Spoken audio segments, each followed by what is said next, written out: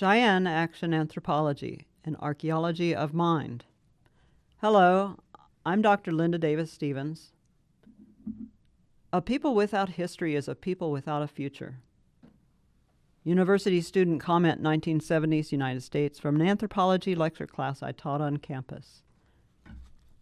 Even though my father tried to tell me to be a teacher early in my life, I only took up teaching when I had the privilege of learning and experiences within and around action anthropology.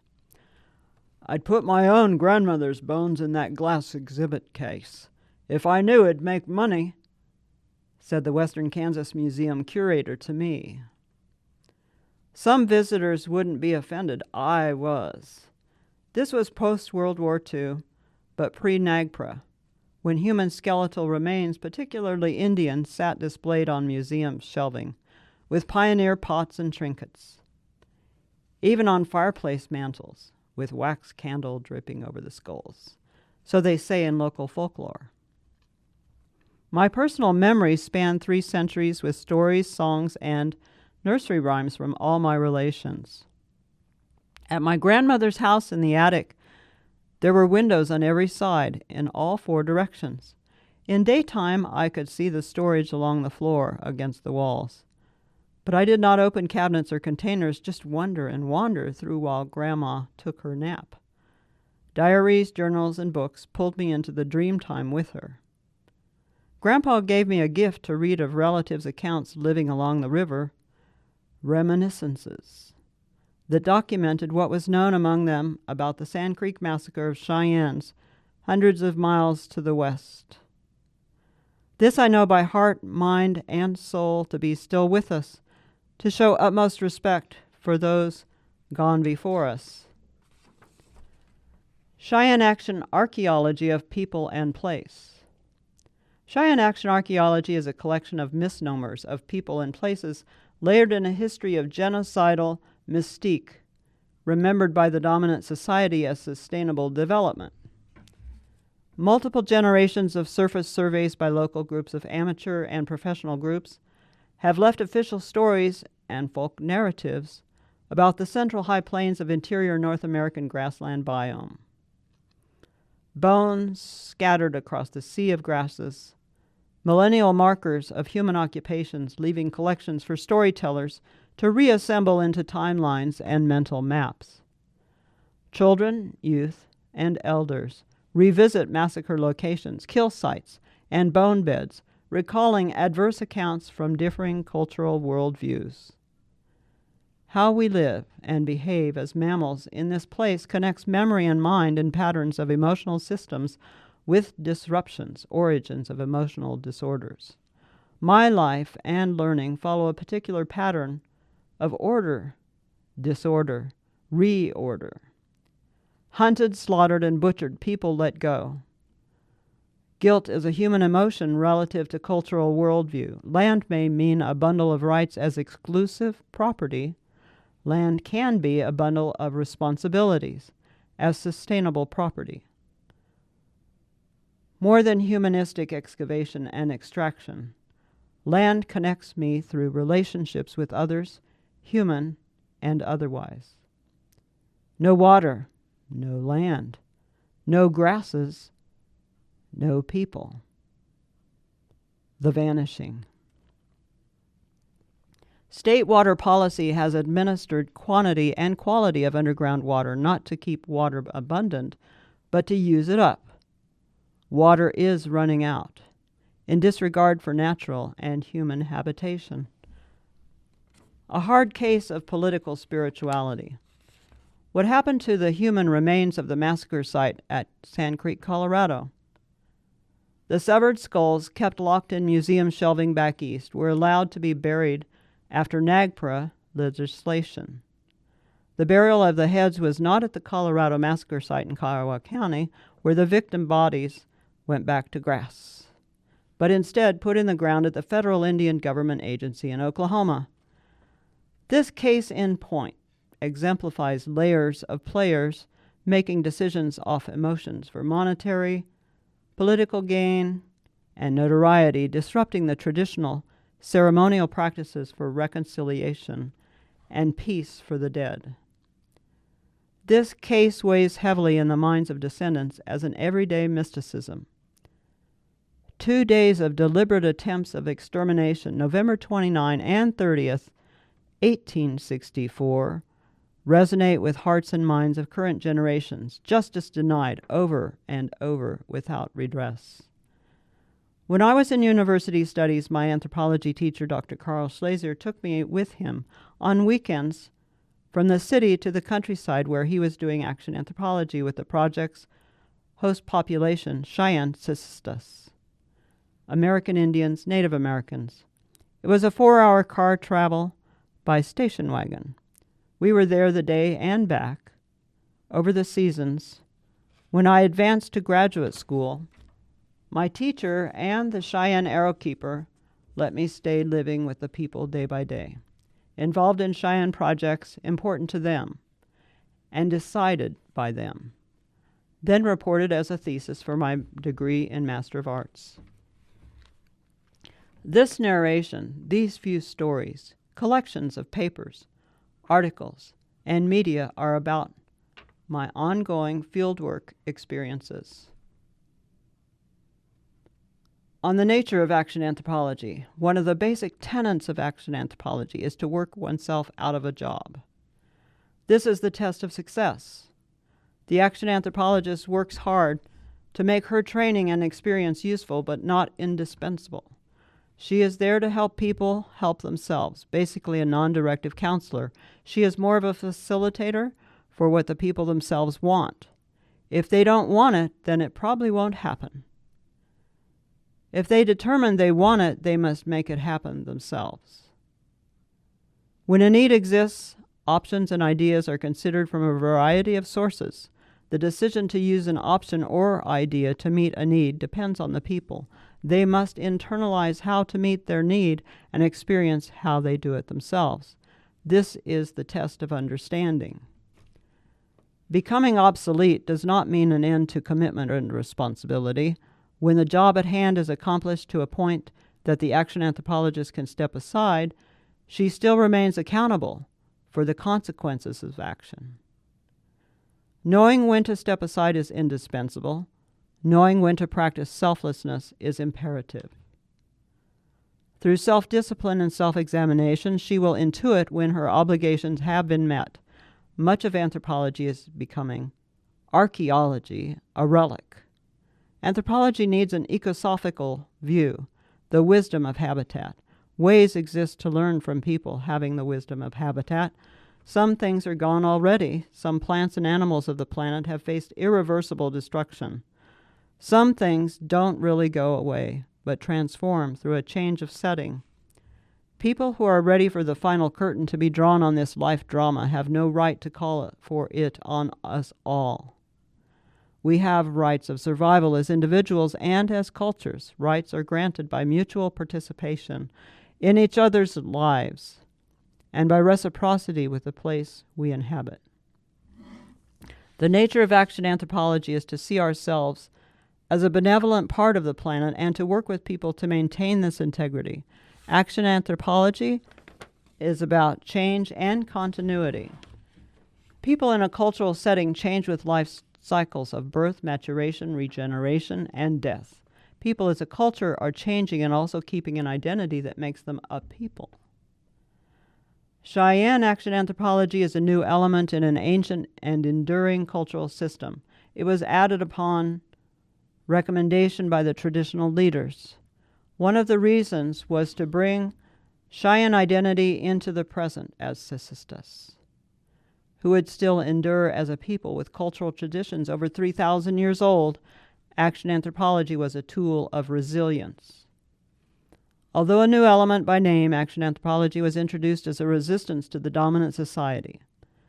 Over 100 years of coerced assimilation by the dominant society had failed to bring about cultural death. Relocation, incorporation, termination, extermination, all attempts by government policy had so far threatened Sissetas' existence. Sissetas' traditional government remains intact. The old value system, the language, the symbols, the sacred symbols of cultural identity, all exist. The decision to use action anthropology came from within the group of traditional leaders, the keepers of the sacred symbols. The presence of the action anthropologist was sanctioned through proper ceremonial procedures. He had to be instructed in the life history of a people. His work would be for the future of Sicistas. Scientific research would be conducted as fieldwork by action anthropologists and graduate students from the Wichita State University Anthropology Department. The research topic given to each graduate student originated from within the host population. Action anthropology was not there to do research on the Cheyenne. It was there to provide data and knowledge about the dominant society and to advise on how features of the dominant society could benefit the Cheyenne.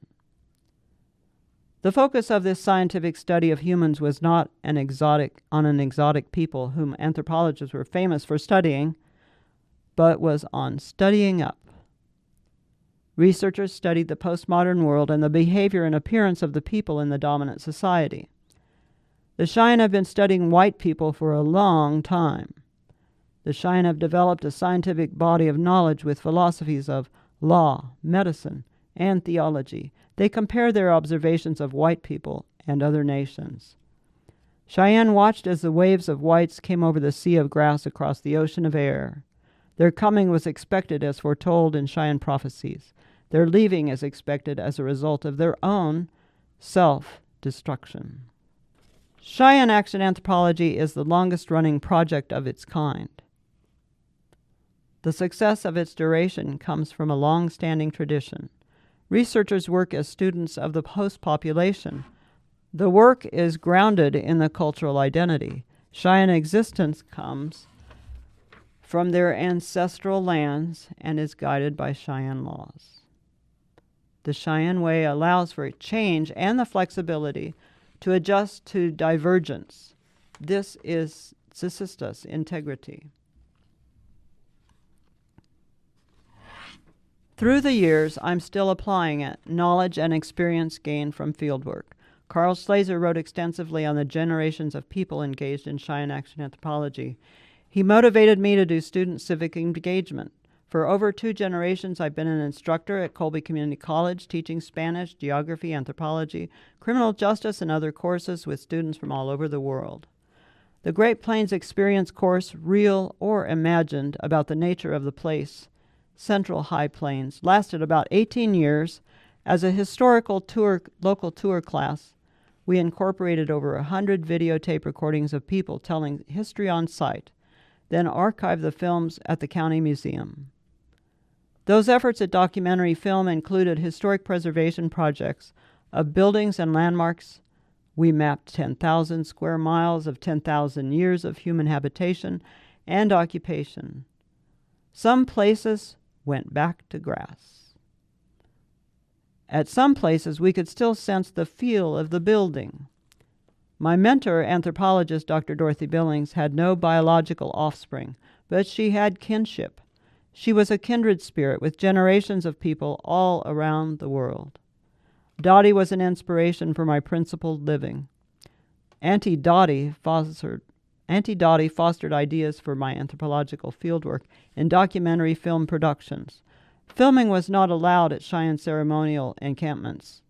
With campus and community projects, I carried a camera for oral histories on cultural landmark sites, many of which were significant in Cheyenne worldview with relation to nature and places and people. Dottie's career of film documentary educated me on political theater and how peoples met adversity with adaptive skills, knowledge, and media technology to keep their human dignity, protecting integrity. I needed something students could read at home in their easy chair, something that could help give the experience secondhand in the privacy of their thoughts, something to help them see through Indian eyes. Their immediate reality and their inner landscape were the extended classroom.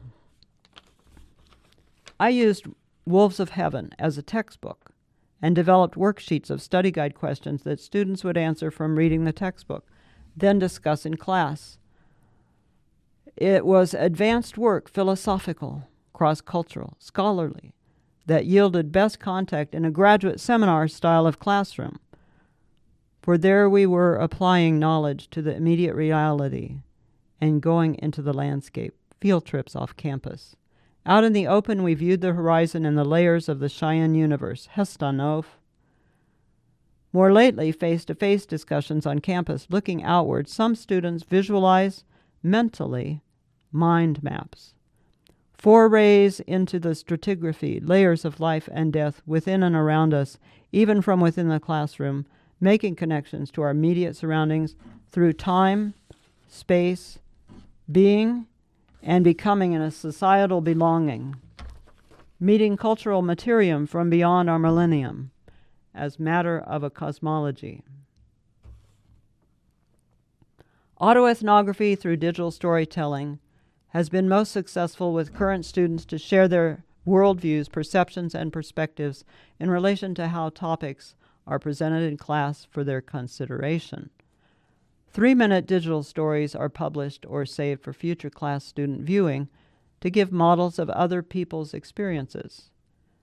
Students reviewed the class writings of Nasi Rema to foster ideas of self-reflection, to look at their own cultural beliefs and values objectively.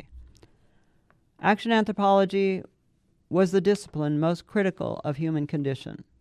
It became for me a self-discipline for leading and a self-examined life in relation to other people and to the place where I live.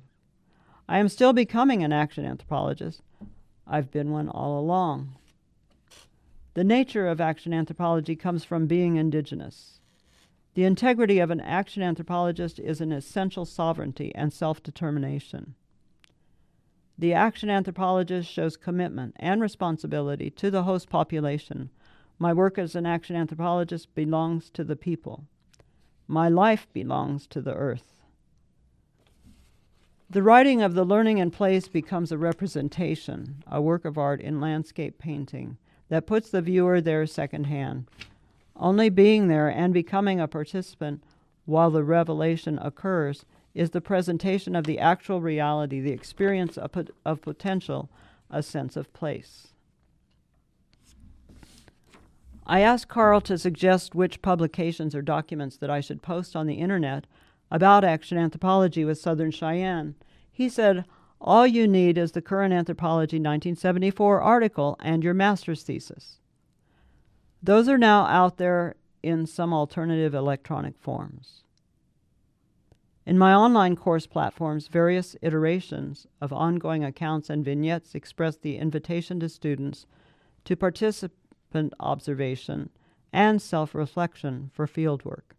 Action anthropology promotes recovery of material culture with ultimate regard for cultural integrity and preservation for the respective contemporary people as descendant relations and their worldview through generations in relation with nature.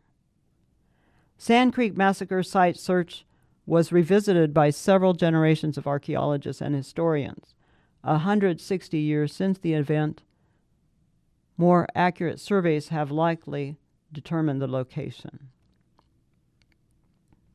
Red dust rising as the animals run the great race. Ma'etsevoeona. Little man, red hat, turkey legs, little bear, holy standard, personal names, translations, relations with nature, and the Hestanov, nicknames, names of sovereignty, were other than patriarchal names, heads of household deemed by government agencies for classification and census enumeration. Their recollections from the extermination attempt built the foundation from which to validate the findings of recent site location.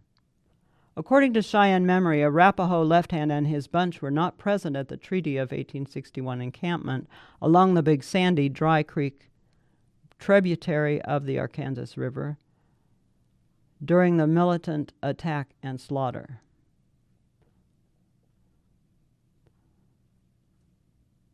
Motsis Oneyoy, Flint Arrow Point River. A list of names was devised of those killed, which determined whose descendants would be entitled to reparations by Article 6, Treaty of the Little Arkansas, 1865. Reparations were to include land for Cheyenne, but water access and protection remains unresolved by treaty language.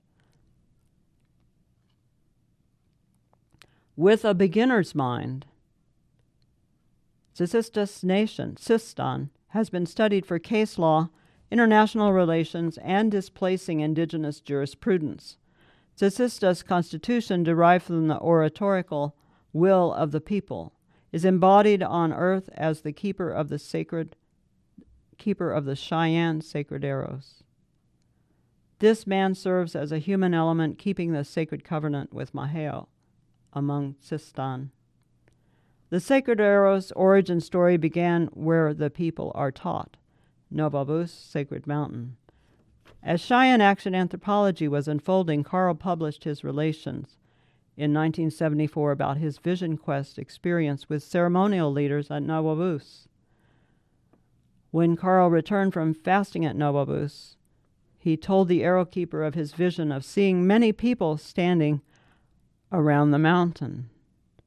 Carl said, "I saw them, yet I did not see their faces." Carl relayed to me the reaction of arrow keeper Red Hat, who said, "We see them too, but we see their faces.